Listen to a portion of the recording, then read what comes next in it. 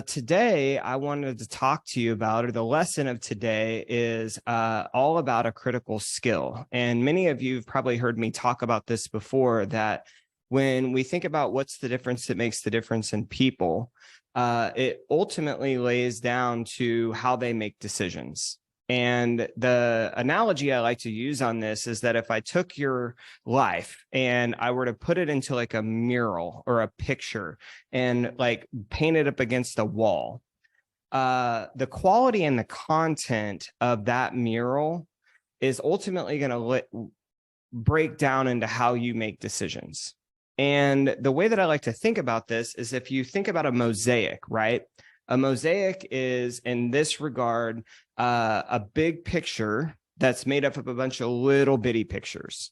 So the quality and content of the big picture is made up of the little pictures, and the little pictures are these little bitty day-to-day decisions that you make. And the thing of it is that I am more and more convinced that the only difference between average people and awesome people as it relates to the results that they get, we're talking about results, not whether or not they're good people or anything like that, is that the awesome people simply do not stop doing the little bitty things. Average people do the little bitty things until they get a result, and then they stop. And so they live in this constant roller coaster, whereas awesome people, it looks more like a gradual hockey stick because they just don't ever stop making the same decision over and over again.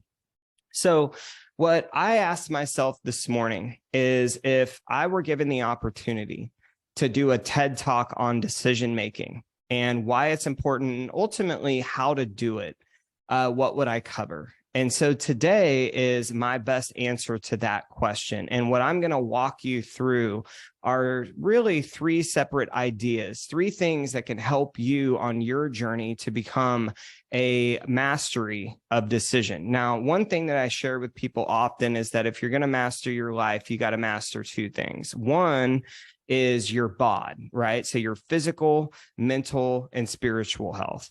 The second one is the mod, and mod is the moment of decision. So one thing that I wanted to cover first is a very simple question. If you were standing in front of an 8-year-old and the 8-year-old said to you, what does the term false advertising mean? What is false advertising? I think each and every one of us would have a similar answer, but it would sound something like this. False advertising is when a company sells you a product that does not actually deliver the result that they said it would do. So false advertising is a promise that is broken, right? And you see this a lot in the world of where people's hopes are high, like in weight loss, physical fitness, things of that nature, because everybody wants to be physically fit and strong. Everybody wants to look good in a swimsuit. And so false advertising preys on that group of people because of their hopes. I also think of false advertising as like those check cashing places or the title loan places, right? The places that you can go in and turn in your title and get this like totally outrageous high interest rate note that I don't know what the majority of the time happens, but I would imagine they collect a lot of cars and things. But false advertising is what a lot of you struggle with internally. You buy into this false advertising of your mind, and it leads to really poor decision making. And what I mean by that is it leads to decisions that are baked in instant gratification, not in decisions that create incremental gains. See, we want to be focused on incremental gains, not in instant gratification. So let me show you what I mean by this. And a few of you have had coaching calls with me where I've discussed this with you. So let's just say that you're going to make the decision to eat ice cream, okay? And when you think about eating ice cream, there is a 3-step phase that happens. There's the before, the during, and the after. And as you notice, there is a dividing line between pain and pleasure here. So ice cream, I don't think for most of us, is something that or I think for most of us, ice cream is something that we enjoy, right? You eat it, it tastes good, you get this little dopamine rush, all those things. And the before is the anticipation. Here's what I'm thinking about. I'm really looking forward to it, whatever the ice cream is for you, whatever your jam is. Then there's the during, that's when you're actually eating it. And then there's after, right? So you're finished with it, you're cleaning it up, you're driving home from the ice cream store or whatever. But the problem with this, because it's baked in instant gratification, is that the pleasure doesn't last that long. And for a lot of people, especially people who struggle with their weight or are using ice cream to self-soothe, is that as soon as this little pleasure dip here ultimately ends, they go into pain. And the pain, as you can see, lasts a lot longer than the pleasure. In fact, I've been asking people, if you could eat one food with no consequence, right? You could eat one thing and it had no consequence on your health, what would it be? And the most three common answers I get: ice cream, pizza, and cheeseburgers. We are American, right? Ice cream, pizza, and cheeseburgers. And so what I asked them is, okay, you sit down, you eat ice cream, you eat cheeseburger, you eat pizza. How long does the pleasure from that decision ultimately last? Most common answer I get, 15 minutes. Okay, so this whole cycle right here lasts about 15 minutes. And then I ask this: if you're somebody that's really focused on your health, somebody that wants to get into shape, somebody who intends to live a long, healthy, vital life, how long is the pain from that decision? So now you've finished the cheeseburger, the pizza, the ice cream, whatever. How long are you in pain? Most common answer, 2 hours. So you've got 15 minutes of gratification, pleasure. And then the result is 2 hours worth of pain. So the next question I like to ask people is, how many units of 15 minutes can you fit into 2 hours? And it's 8. So for every hour, you can fit 4 15-minute increments. So what you're telling me is that you're trading 1 unit for 8 units, 1 unit of pleasure for 8 units of pain.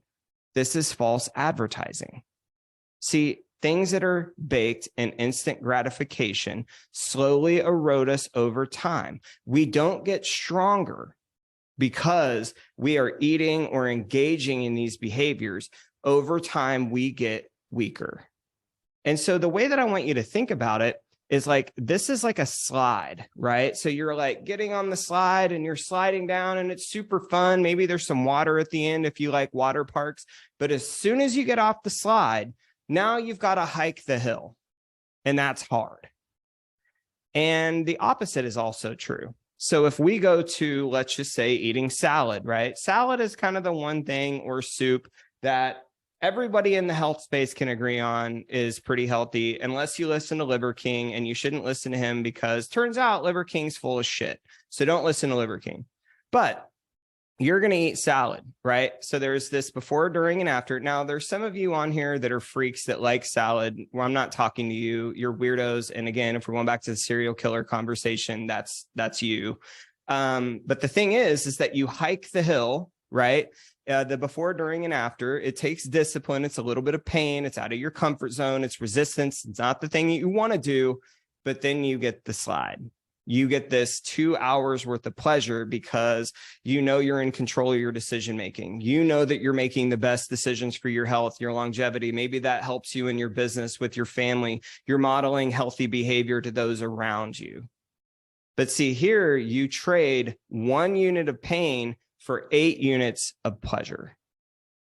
So what I want you to understand here is, one, don't buy into false advertising. That a lot of the things that you have impulses on are instant gratification that only have 15-minute units of pleasure, but then they give you 8 units of pain.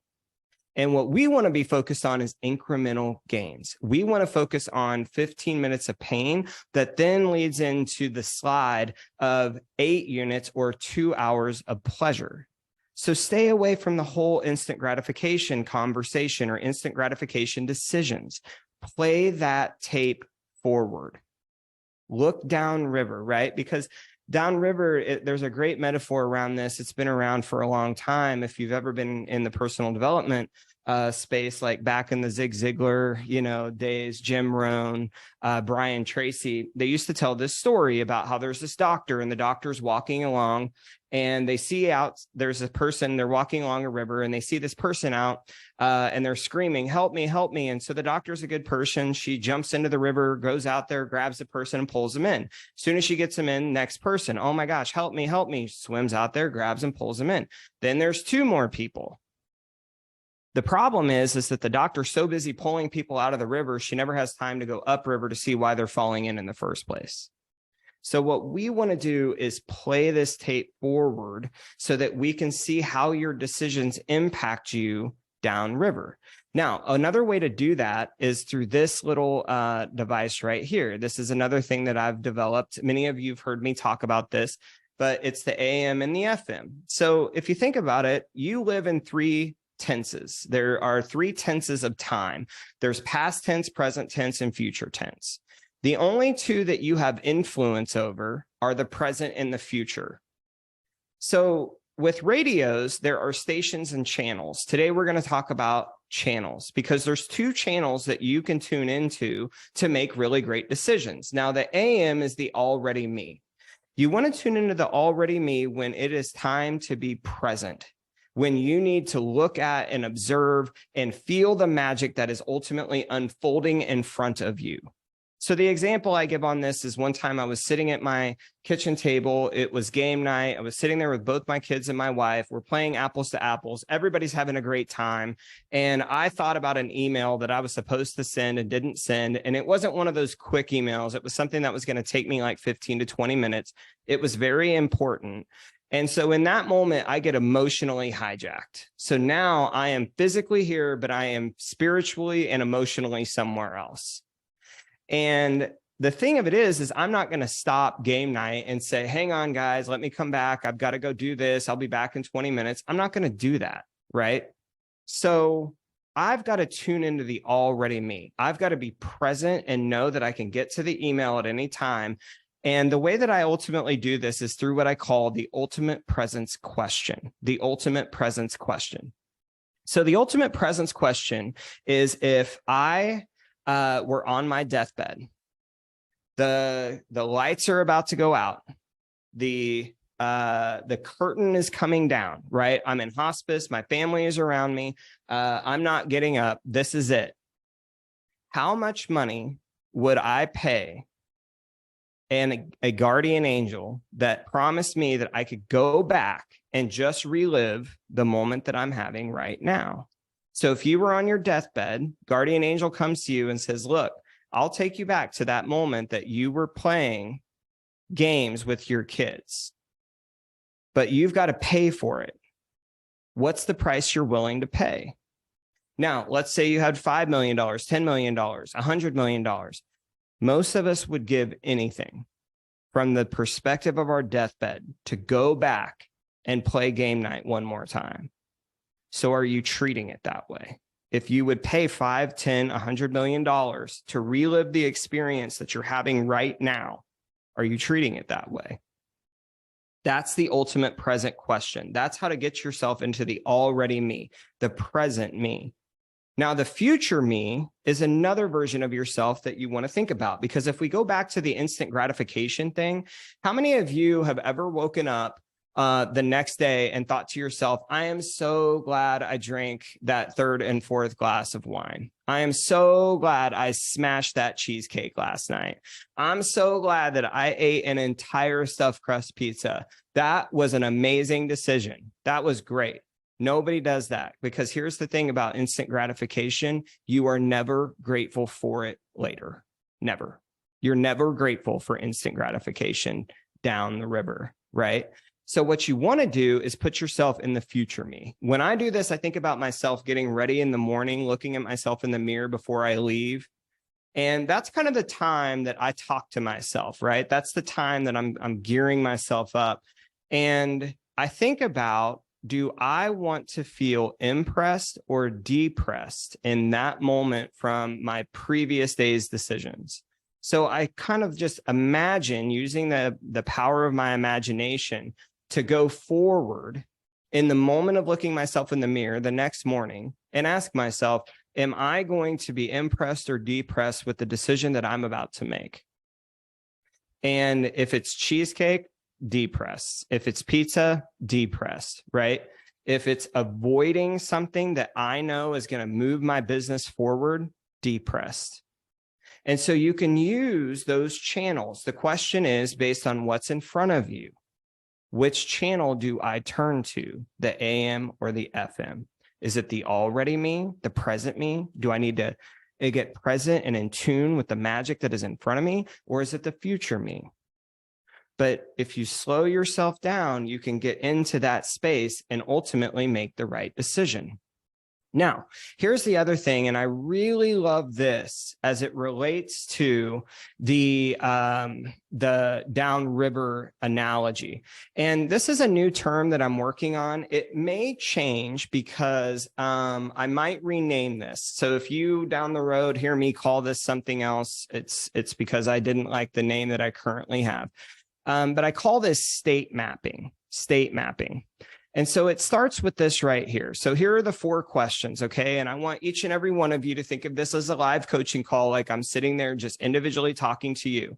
So question 1, what was the last behavior that should say you engaged in that you would consider to be out of alignment with who you intend to become?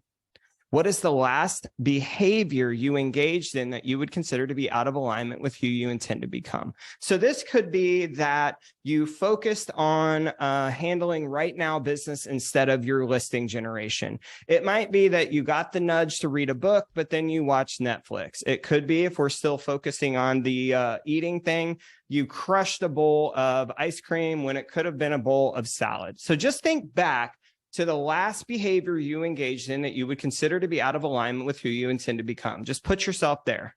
So what was the decision that you made? Okay. So there's a really easy sequence here, and that is state, decision, behavior. State, decision, behavior. So let's go and say it's like the Netflix thing, right? The decision I made was to watch Netflix. So what was the decision that you made? Then here's what I really want to know. What state were you in that drove you to make that decision? What was the state you were in that drove you to make that decision? See, if you use the state meter, and let's just say that, you know, you're all stressed out or something like that, and you're somebody who stress eats.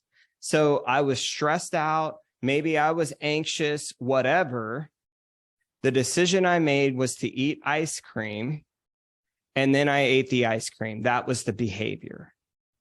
So what I want to know, and see if you really want to get good at this, remember, this is my TED Talk on how I would help anybody make better decisions, is we got to swim upriver. We've got to figure out what is driving your decision-making in the first place. Most of us are too focused on just pulling people out of the river. We got to get upriver.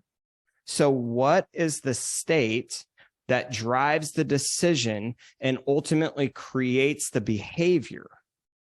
And if you go back to these questions, so what was the decision you made? What was the state that you were in that drove you to make that decision? But here's what I really want you to get. How did you produce that state using your body, language, and focus? How did you produce that state? So if you were anxious, right? Anxiety is not COVID. You don't catch it. You produce it. You produce it through your body, through your language, and through your focus.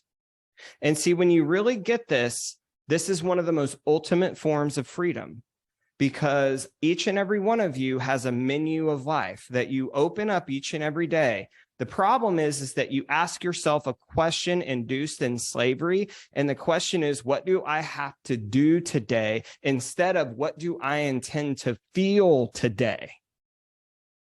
And so when you look at all these decisions and behaviors and things that are out of alignment with who you intend to be, understand the upriver. The place that we've got to go are the states, but then more importantly, how are you producing them? How are you allowing yourself to get into that energy in the first place? And that's where real change can ultimately happen, is when you start looking at the energy that makes up the spirit of you. And one of my favorite questions to ask this is, if I hung out with you all day long, would I feel that your energy is secondhand smoke or sunshine? Would your energy make me sicker, or would it make me stronger? But one of my all-time favorite quotes, it's an amazing quote, is that you can only perceive and create your life from the vibrational frequency or emotional state that you are experiencing right now. And each and every one of you has the ability to raise that vibrational frequency using your imagination. And that's a whole other conversation for another time. But I really want you to at least go through this exercise one time, where you look at the decision, or you look at the behavior. What was the decision? What was the state? How did I produce that state? Swim upriver or walk upriver is even better. And let's figure out how you're getting into that space in the first place. But just to recap here for today, okay? Number one, false advertising. There are things that you're using that are baked in instant gratification that are keeping you from getting incremental gains. And it's like this little blip of pleasure for 8 units of pain. And the second thing is the AM, FM, the already me, the future me. And then lastly, state mapping. Get really clear about how you're getting to where you are. And then you have the power to change it. So I trust that that's helpful. I trust that you all will take this and use it this week. Thank you all for being here. If I have a coaching call with you this week, I'm looking forward to it. If not, I will talk with you next week. And I trust that you all will make this one of the best weeks of your life. Talk to you soon. Bye-bye.